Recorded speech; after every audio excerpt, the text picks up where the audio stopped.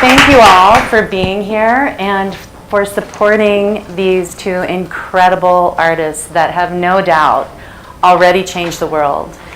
And I would like to issue a comment from Nadya Tolokonnikova. Now, she's so sorry not to be here in person today, but as I'm sure you can imagine, given the facts of her life, that she has a personal situation that has come up. So she's not going to be able to join us live right now, but she is going to be larger than life on the screen behind us, and is very much looking forward to seeing you all virtually and to answering your questions and sharing parts of her experience with you. And this will be a question and answer format. We'll be asking questions of Judy and Nadya, and then at the end of that time, you guys will have a chance to ask your own questions. Two of you today, because you really have used your artwork as a tool to change society, and society is better because of the work that you both have done. So I'm going to ask a few questions and kind of alternate between the two of you. Sometimes I'll ask you both to answer the same question. The first one is for you, Judy.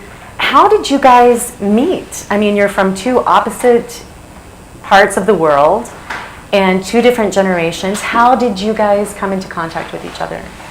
I have a gallerist in New York I sometimes work with named Jeannie Greenberg Rowaton. And she was on me about doing NFTs before the NFT world crashed. And I'm like, not. She said, listen, there's this company called Dementi. They really want to talk to you. So she set up a Zoom. Quite by chance, before this, I had read Nadya's book, Read and Riot. And as I said in the film, I put Post-its on all these pages because it was like I could have said these things. Like, we don't want to live in a world where everything is about money and nothing is for the public good. You could say that has defined my life. So I had this Zoom with Dementi, and they had sent me a sample NFT, which I went, So I tell them, NFTs are all about money, and I'm all about meaning. And I think that's going to be the end of the conversation. Recording in progress. Go away. It's just like being on your computer, right? Hi, I didn't know you were coming. Yeah. Anyway, so they told me, without them realizing that I had just read her book, that Nadya and her partner John Caldwell were doing this project to try and bring gender equity to World Wide Web and the NFT world, which is the really bro world. Like only 5% of women participate in Web3.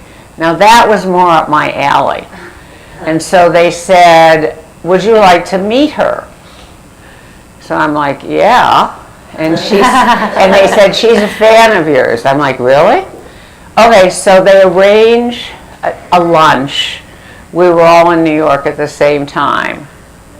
And we met there, and that was the beginning of working together on What If Women Ruled the World, which we'll come back to later in the discussion. So Nadya, I have a question for you. As far as your book and your journey into writing, could you talk a little bit about that, how you decided to commit some of your time? You do so many things, and I've witnessed firsthand how every single minute of your life you're working on something. So and it's something to change the world. I don't even know if you ever just take a break and do something for fun. I think every single action that you do is committed to making the world better.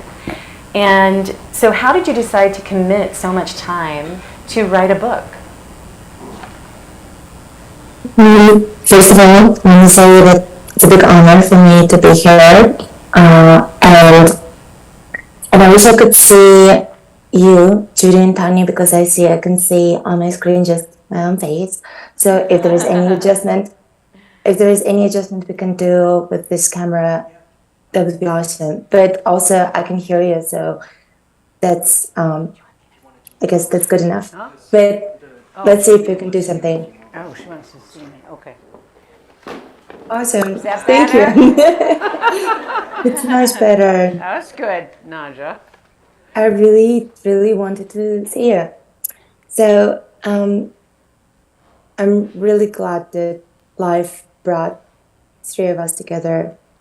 And answering Tanya's question, well, I always loved to write, and I guess as a conceptual artist, I always loved to have freedom to use any medium you want, and sometimes writing is the best way to get your point across.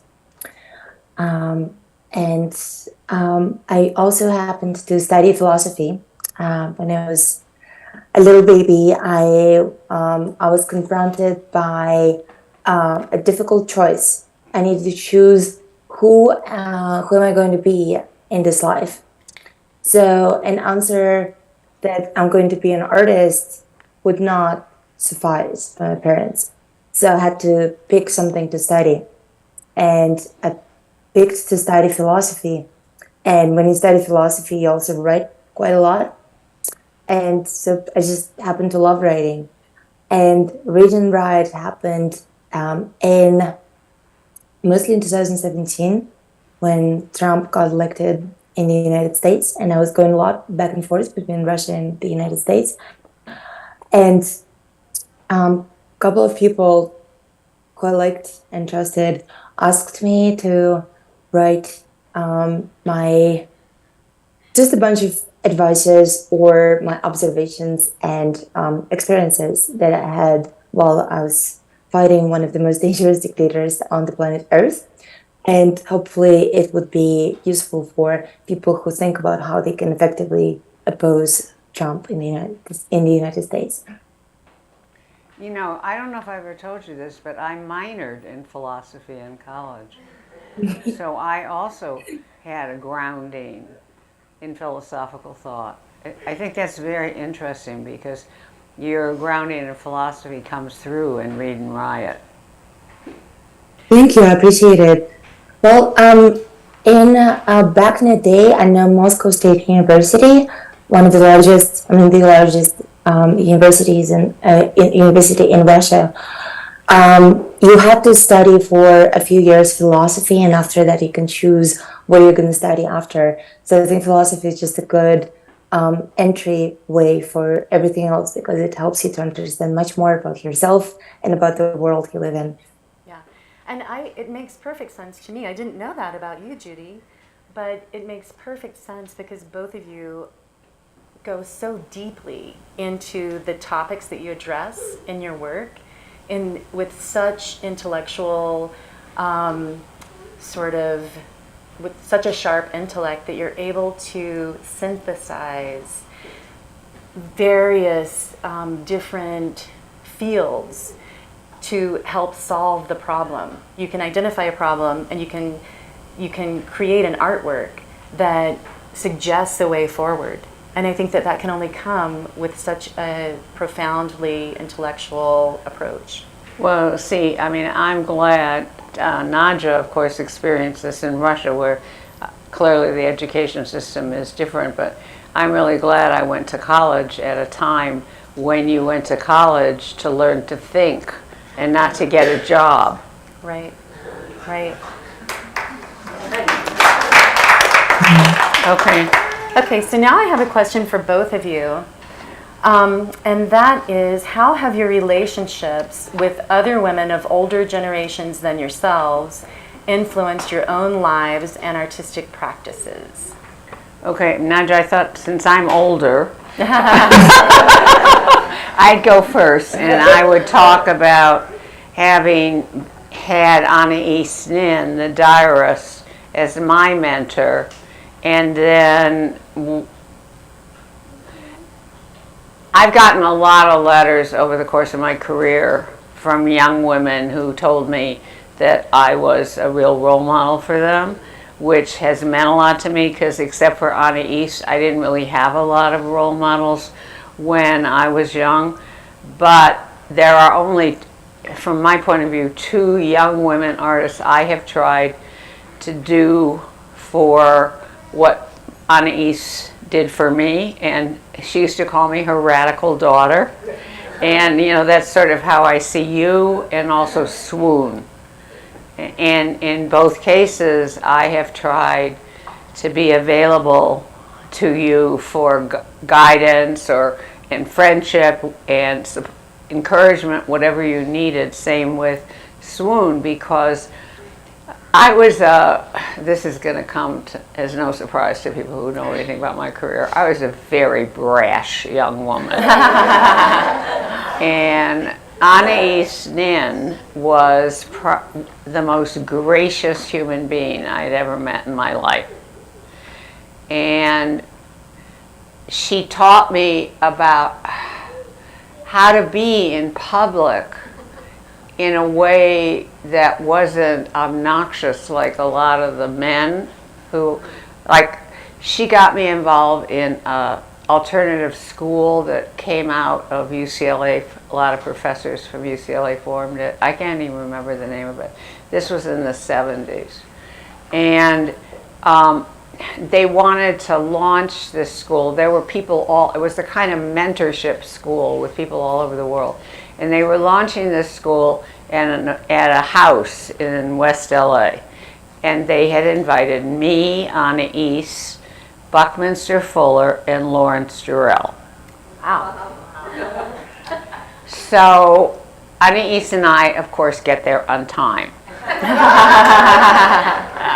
Which was supposed to start at 2 o'clock. At 3 o'clock, Lawrence Durrell arrived. And he was all right. At 4 o'clock, Bucky Fuller arrived, strode into the room, took over the space, started walking back and forth, and like, when I was 27, I did this, and when I was 37, I did that. I mean, he's going on and on and on. And I was mostly upset because Anais was his generation, and I thought he was being unbelievably disrespectful to her. So with my heart in my stomach, I raised my hand and waved it around like I used to have to do in college because my male professors wouldn't call on me. And I said, Mr. Fuller, can anybody else speak? I mean, that was like, you can't imagine the tension in the room. So he stopped, and I said, I really think it's offensive the way you're acting. It reminds me of my male professors in college. It was so authoritarian, so like, I didn't say patriarchal because those words weren't there then, but that's really what he was being. So of course the audience is like besides themselves. And who's the worst? The women. They're like, oh my God, how could you, jump up. So Anais stands up and she points to him and she says, here you have an example of the rational and the objective and the masculine. And here you have an example, and she points to me, to the emotional, intuitive, and feminine. And I thought the purpose of education was to bring these together. And she sat down. I was like, so later on she called me up afterwards, and she said, I hope I wasn't too, like mealy mouthed or something. That's not what the word she said. I said, are you kidding? You saved my ass. But also it was a demonstration of her grace. And I thought to myself, I want to learn how to be like that. Your turn.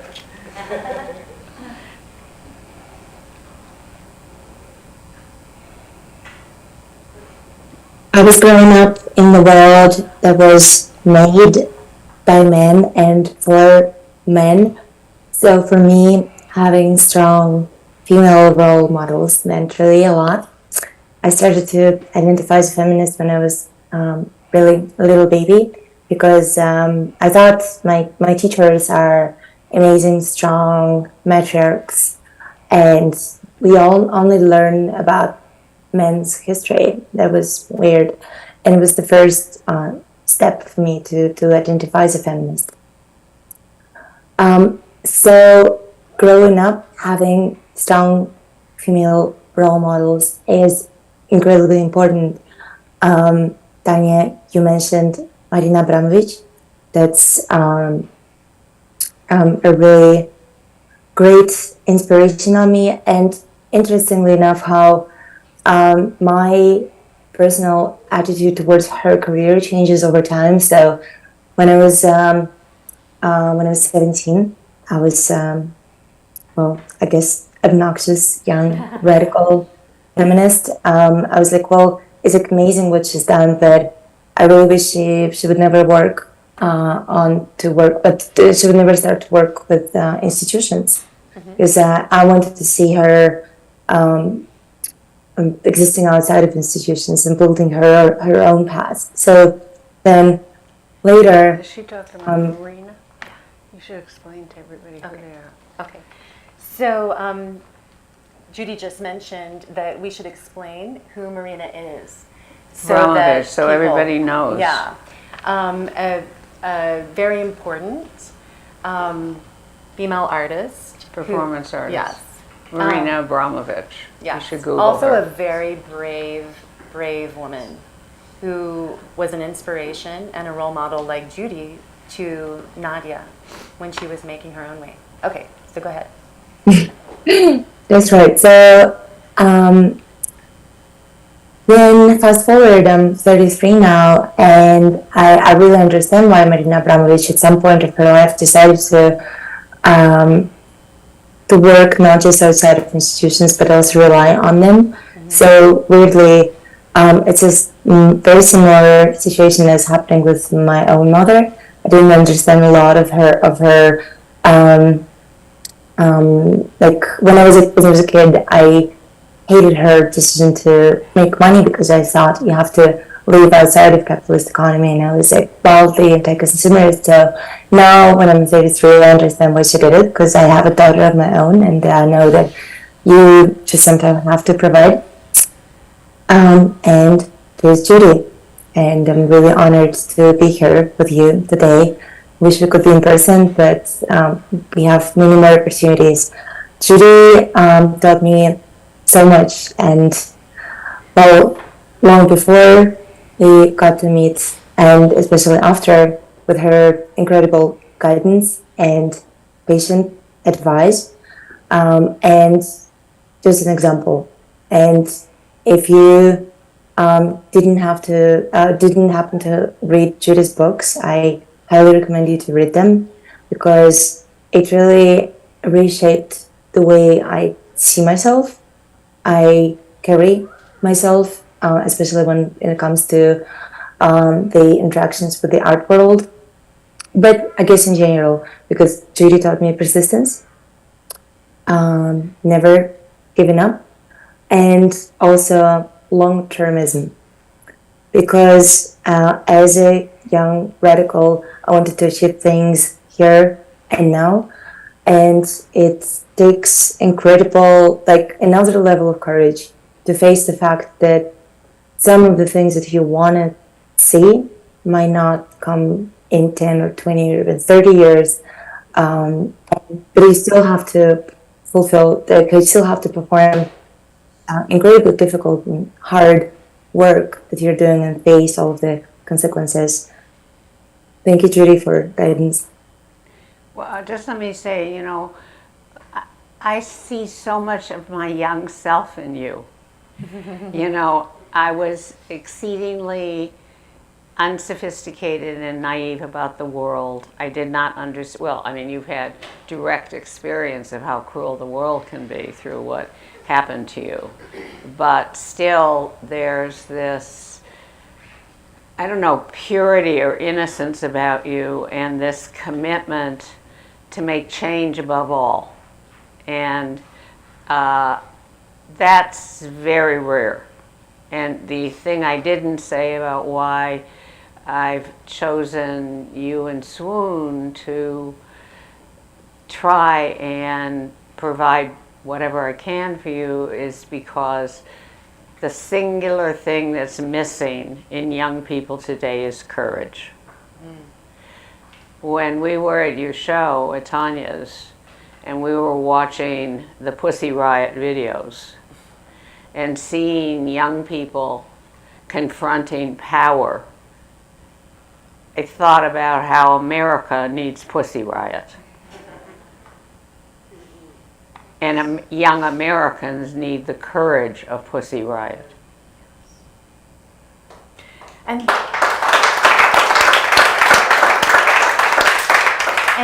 to touch on what you were saying about existing outside of institutions and how you wanted Marina to exist outside of institutions and be a pure social practice artist, I just want to comment that you've mentioned to me before that you also wanted to be that way yourself, but that she had an impact on you by saying, no, your work can actually reach more people if you materialize the actions and performances so that they can be shown in museums and galleries around the world. And you know, I think that that is something that is very good advice from a mentor who is a generation older and also a woman. Because sometimes I think that women are, in an attempt to try to be so pure with their intentions, they don't want to do so badly the thing that they perceive as less pure by, you know, having an exchange of income, an exchange of money for the artwork. But you've really taken that power back as well and said, and you can do both. Right? Yeah, but see, I was just like that. When I was working on the dinner party, there was this woman who was a collector, because we used to have visitors in the studio, and she asked about buying a dinner party test plate.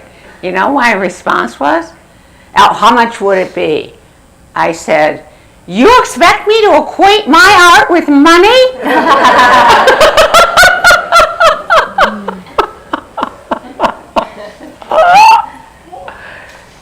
But also, I was going to say about galleries and institutions, I mean, it's not often, Nadya, that a show opens and there are 1,000 people waiting in line to get in. And the same thing happened at Jeffrey Deitch's in LA.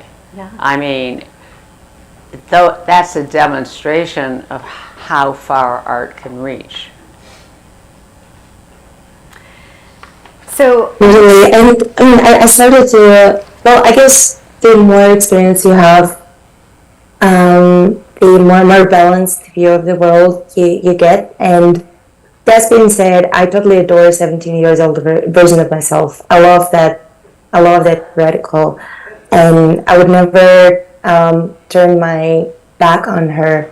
But I think, you know, just get to know, like, you know, when you're 17, you think about gallery or a museum, you think about abstractions. Then you get to see real people, and then you see, like, oh, there's Tanya, there's someone else. I mean, like, there's, like, you know, Brooklyn Museum, and there are good curators in Brooklyn Museum that worked with you, Judy, to make your dreams come true. So you see that sometimes even the most radical art can find allies in institutions, and it works good both for the art and for the institution. and for the world. And it allows you to be fearless on a larger scale. Except institutions can also totally block art.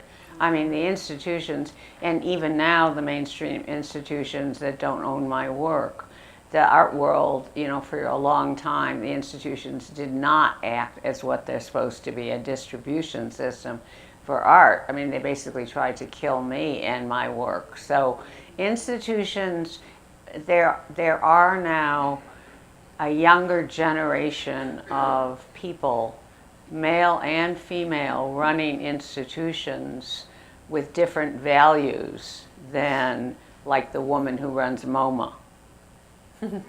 I mean, having a woman in place does not guarantee diversity, feminism. In fact, I mean, I'm personally now working with 2 male curators who are both basically feminists and in positions of power and using their power to promote diversity and feminism. Like Bell Hooks said, you don't have to be a man to be a patriarch, and you don't have to be a woman to be a feminist. So 100%. Yeah. So let's talk a little bit about the concepts that you all deal with in your work. Even though you're coming from different generations, different sides of the planet, a lot of your work has dealt with the same themes that we experience and that are causing a crisis situation right now, like climate and the environment. And gender equality, how about that? Yeah. So would you like to start, Nadya, with talking about your We Need a New Earth, which I'm very happy to say that the Museum of New Mexico is acquiring. And we're very happy to have your work in our new museum downtown in the rail yard, the new Contemporary Museum.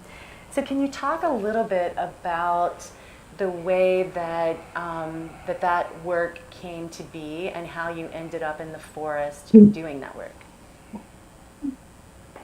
It was 2018, 2019, it was the winter. And it was really difficult time, and just another difficult time in history of Russian activism, when people like me practically could not leave the house without either getting arrested or assaulted, or ended up in some other kind of trouble.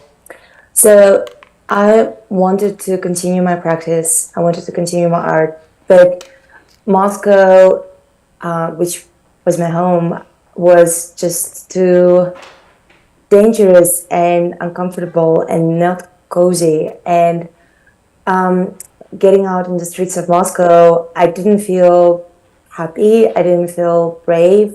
So I was dealing with this, I guess, an episode of depression, apathy, but I wanted to still create art. So I decided to change the location, and I rented a house 2 hours away from Moscow.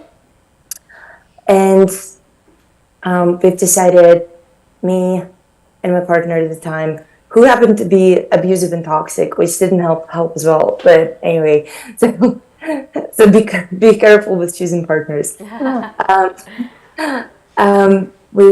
So I decided, with his help, to create this series of banners in which I was quoting the older generation of Moscow conceptual artists from the 70s, 80s. They were not able to do their work openly because they would be labeled as degenerative art, would be sent to institutions, jails, beaten, harassed. So they had to retreat to forests and fields in order to be able to create work that they wanted to create. And so this work is an homage to work from 70-something that I was growing up as an artist, really influenced by. So that's why this Soviet aesthetics. That's why these banners directly send you back to the Soviet times. They're velvety, they're red. And We Need a New Earth, this topic came really natural to me because I'm from Norilsk, which is a really polluted place. And one of my earliest entryways to activism was through environmentalism. Because I started to ask myself why the snow in my city is black. I knew it's not natural. I knew someone is to blame for it.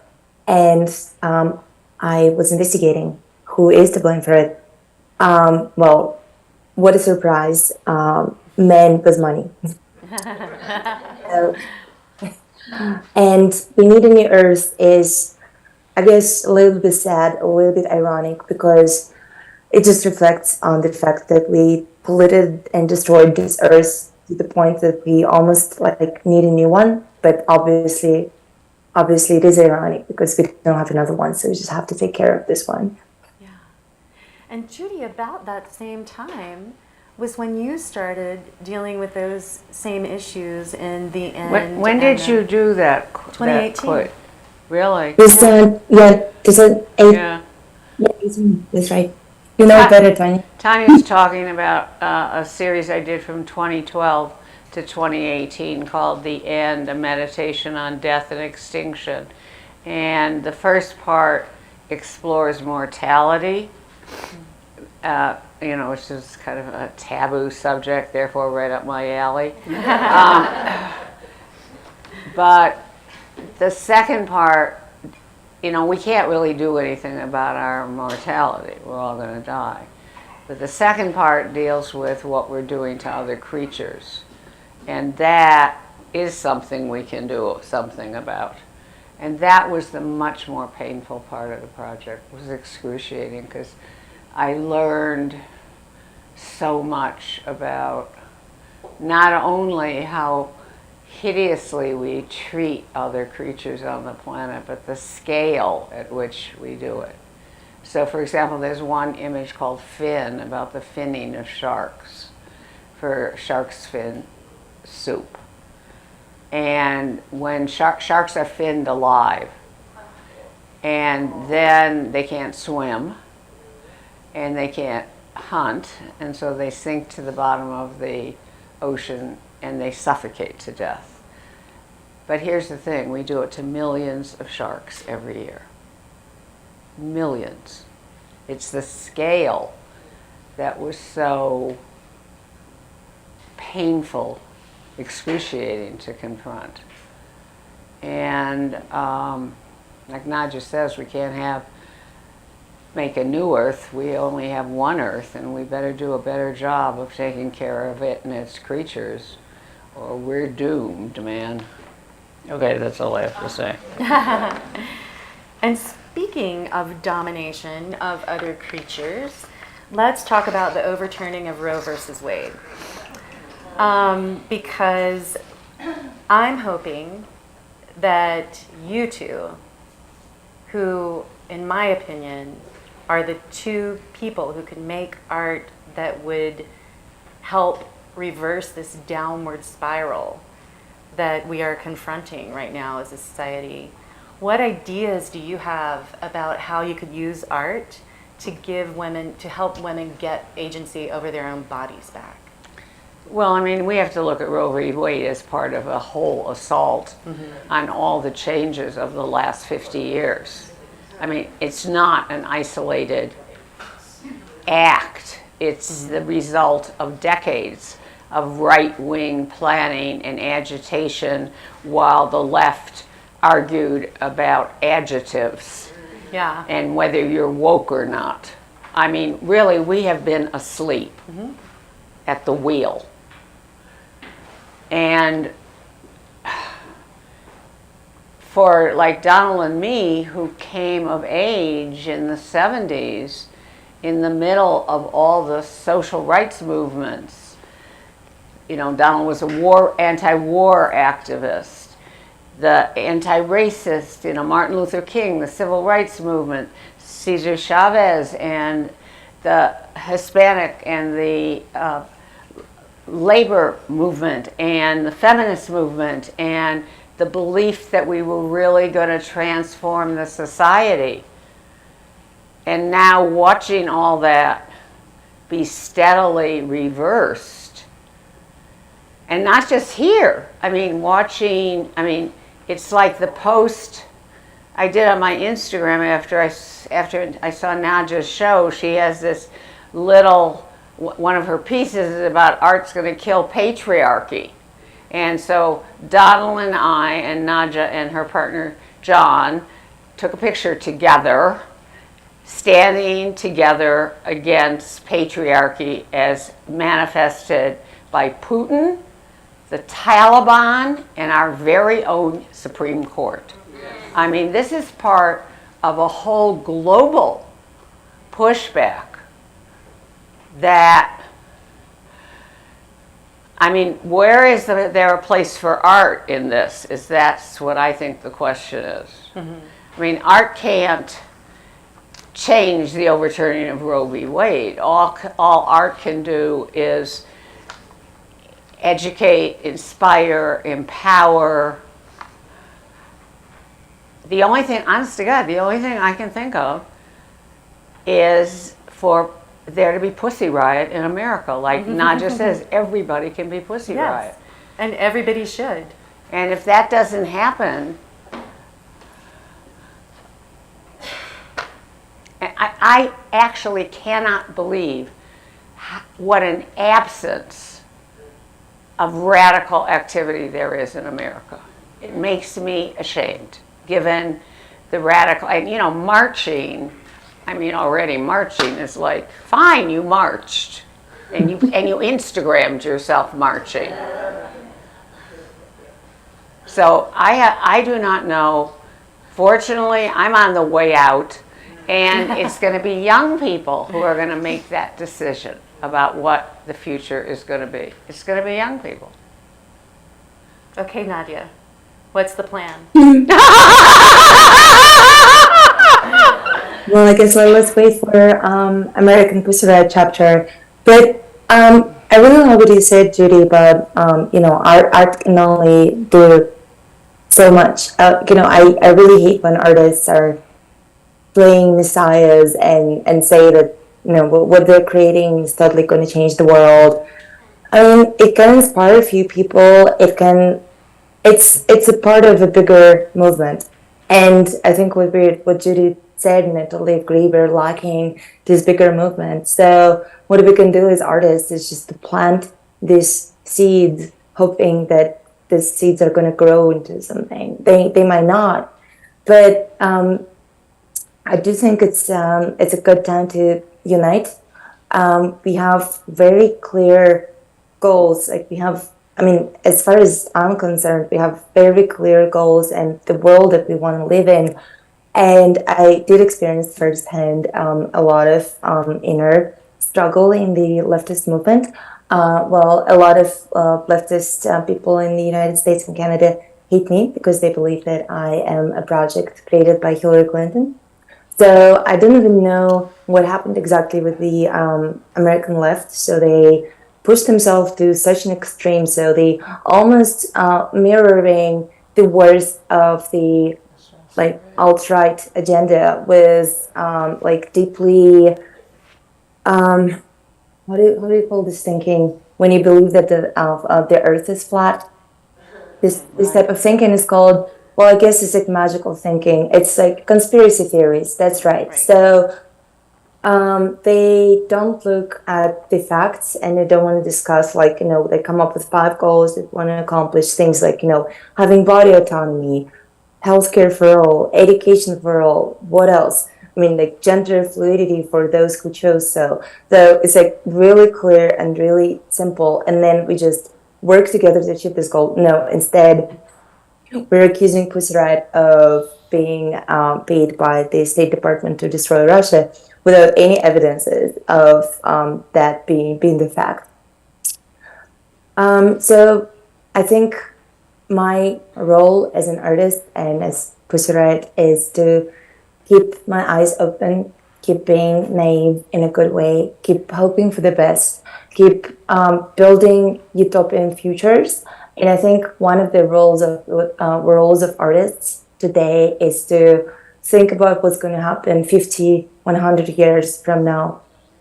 So I guess it's a good segue to our project with Judy. What if women ruled the world? Based on Judy's amazing projects, and I'm super happy to be a part of. And this is a series of questions that Judy poses to help people to imagine what is the world that they want to live in. Because I think at the moment when you have this positive future, a positive version of the world and clearly defined goals, you stop fighting because there is no, you're not going to give yourself a favor by fighting with your own comrades. That's right. I think we need to open to questions. Okay. But I just want to say one thing about art. I couldn't agree with you more. That one of the complicating factors of what's happened to art is art has been so co-opted by money that artists don't think anymore about the power of art to change the world. They think, how can I get in a New York gallery? And that, for me, is a repudiation of the entire history of art. Like during this Nazi era, there were so many artists, many of whom lost their lives as a result of it, but there were so many artists who were making art of meaning and standing up against what was happening through their art. So I couldn't agree with you more about reclaiming the power of art. Amazing, you guys.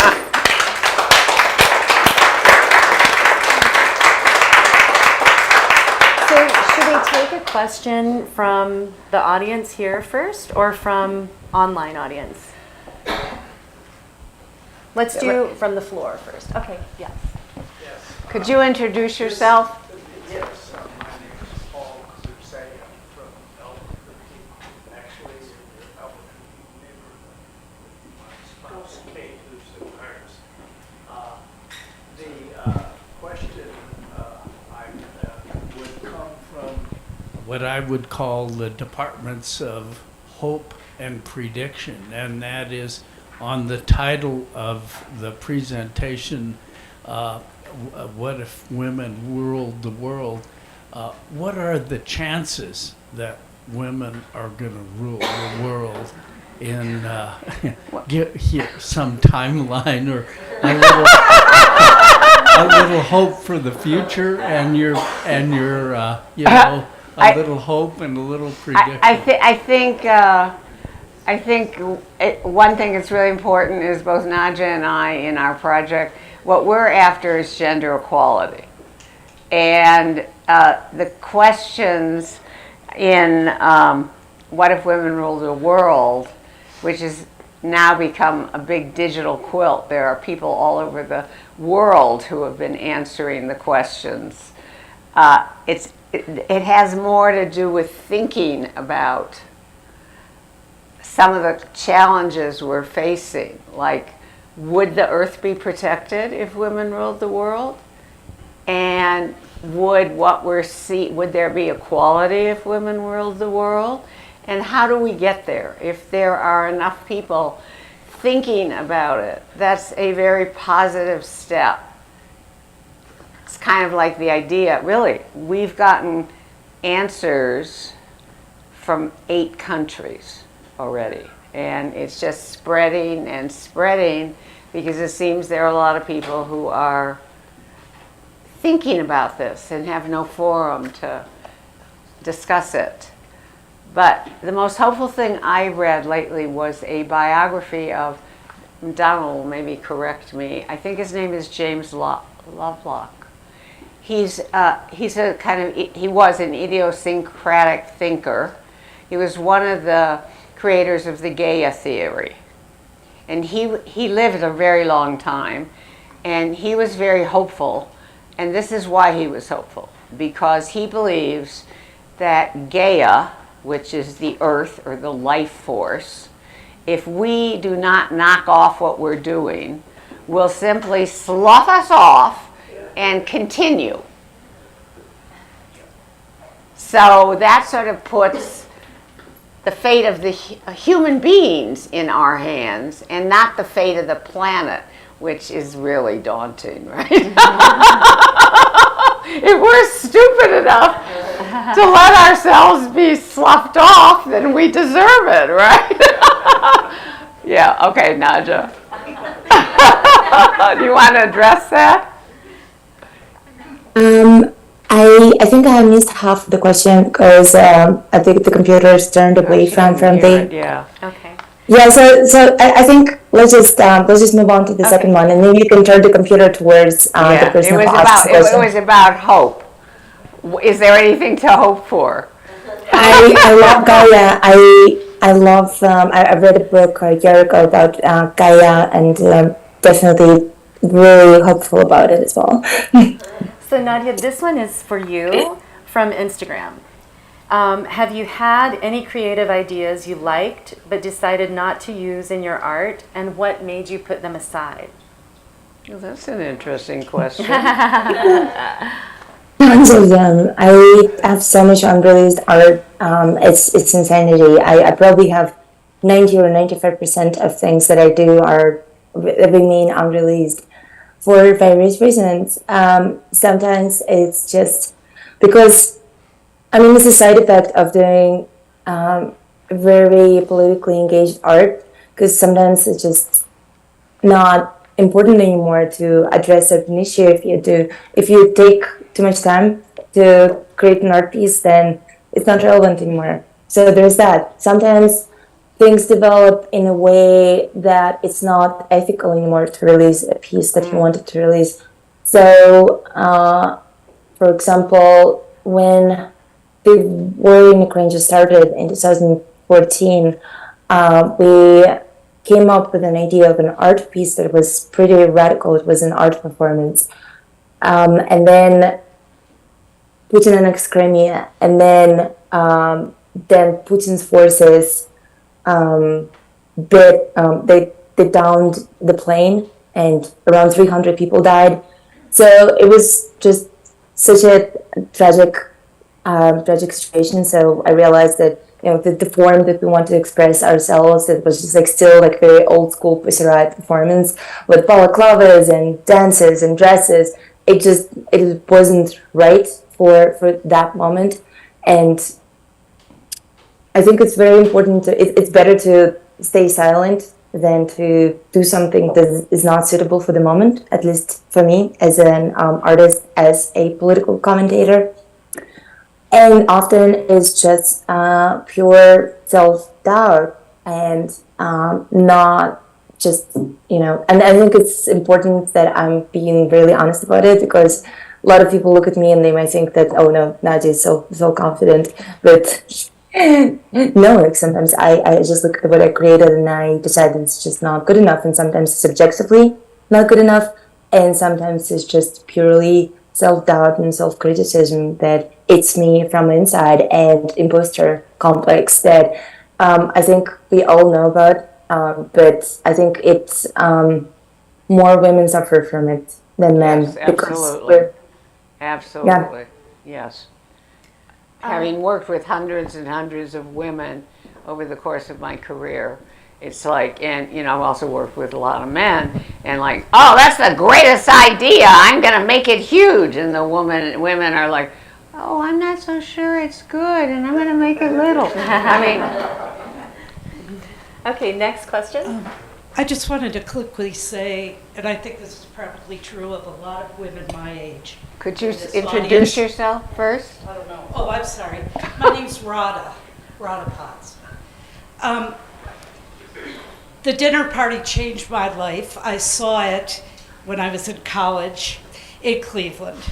And it was so unlike anything I'd ever seen before. And I learned that women could be important, and that women could state their truth and be bold and actually do things that were controversial. I had nothing, no role model like that, nobody in my life. And it really affected me, and I just wanted to thank you so much, because it allowed me to go into a predominantly male field where I had to stand up for myself. And truly, if I had not seen that work of art, I don't think I could have done what I did in my life. So I really, really want to thank you, truly, from the bottom of my heart. Thank you. That's what Nadya, but see,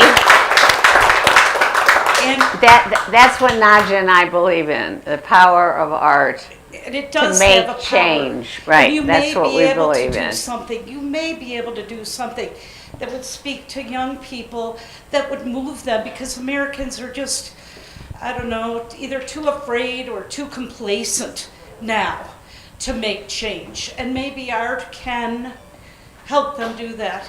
And the question I have for both of you is, how do you react to the environmental protests in the art museums? And if it was let's say it was a dinner party. Let's say somebody went and smashed it all to bring attention to an They obvious... didn't smash it. They didn't smash it. They didn't damage any work of I'm art. giving a hypothetical. No, But no, it's not a fair comparison because they Okay. didn't I burn, they didn't understand smash they went to old anything. bastards and threw stuff on it. I'm just saying, how far do you think that kind of... I think Do you it's think a there's career. any I think limit? it's a career move. I think it has nothing to do with making change, because you know where they should be throwing red paint on Chevron and Enron, the fossil fuel producers, the animal factory farmers. There's plenty of places. Art is not the right place for that kind of action. I don't know, maybe you disagree with me. I volunteer my art pieces to be thrown things at. I've been there. I'm fine with it. But I mean, I understand your point. I mean, like, I totally would love to see them throwing things at Chevron. But I really like that they try to be considerate and do not actually destroy the work of art. So it's like almost like a spectacle to attract attention. And the fact that we're talking about it right now shows that they succeeded in attracting attention. And so today, at this hour, I'm volunteering my artworks to be thrown things at. Oh, wait, 1 second. I think I need to take one from the online audience. Hi, Tessa. Okay. How do you block the negativity to stand strong and firm in your own power? What do you do with self-doubt? You suck it up and you put one foot in front of the other. What? Nadya, what do you do? Exactly. Couldn't say it better. Yeah. It's like, I know, it's like what you said. People always think you're so confident, never suffer from self-doubt. Ha ha! Right? It's courage. It comes back to courage. Yeah. Okay, go ahead. Introduce yourself, Tressa. Hi, I'm Tressa, Tressa Berman. I wanted to ask you about the writerly parts of your art production as writers. It just kind of occurred to me, what have you considered doing a collaborative writing project, in like the intergenerational feminist manifesto, art manifesto for our times? Let me see. An idea for us to do more work. Okay. I'm sorry, Tressa, but I mean, I would love to do it. I think it would be fantastic. I don't have enough time. I'll ghostwrite it. No, you'll ghostwrite it. I mean, Well, I think it's a our great film idea, that actually. Huh? I think the film that we created together is the first approach. I agree. I absolutely agree. Did you hear the question, the whole question about Yeah, she heard writing it, an art yeah. manifesto? Okay, Okay. I'm tired. I'm old. Okay. Does that mean we have to end now? Yes, because I have to sign books. Nadya, because she's ill, fortunately signed book plates. So everybody who buys Read and Riot, and I recommend you read it, gets her signature in it, no problem, okay? But I actually have to sign. Okay. And one thing about your question is Read and Riot is kind of a framework for that manifesto. You can use it as a playbook for creating your own revolution. Yeah, I totally agree with that. Yeah. Oh, okay. Just one more. You can get up and walk or something. But you have to also, you also have to introduce yourself. My name is Margaret, and Stand up. your comment about being appalled regarding the lack of radical activity in our public activity in our current culture, it just makes me think that I just want to ask myself daily, and I hope that other people decide to ask themselves daily, like, what can you do every day, every minute, that's going to contribute in some small way that could become a big way? You can study revolution in the past. Yes, and I also think there are a lot of really small actions. I feel like we come from, at this point, a really spoiled culture. Yeah. And I think we got to ask ourselves, what do we got to give up? What do we got to change? What do we got to adjust? What do we got to be willing to sacrifice a little bit? Even little things like I drove myself here in my car by myself today. That was a pretty selfish choice because I could have made other arrangements, but it was convenient for me, and I made that choice. But we make choices like that every day, all day. I've had a conversation with people over the years about the encroachment of Walmart and all the big box stores, and my response is always, because I generally avoid them because I hate them, if you keep patronizing them, they will soon be your only choice. Yes, that's right. And I think we're really arriving to that point. And so I ask you to ask yourself, what do I need to change? Except one of the things that's really, you should go see the show at Tanya's Container in Santa Fe and look at those videos of Pussy Riot, because change, no matter how well-meaning individual acts are, change only comes from people acting together. I mean, when you see these young people with baklavas on their heads, men and women, standing up to power, making fun of power. I mean, it's just so moving. I mean, didn't you think so, Apollo? Unbelievable. It's like, where is our Pussy Riot? If you go see it, you're going to ask yourself the same question, I'm sure. It's like, how courageous of them, how brave of them, how admirable of them, and of you, Nadya. Thank you, Judy. God bless you.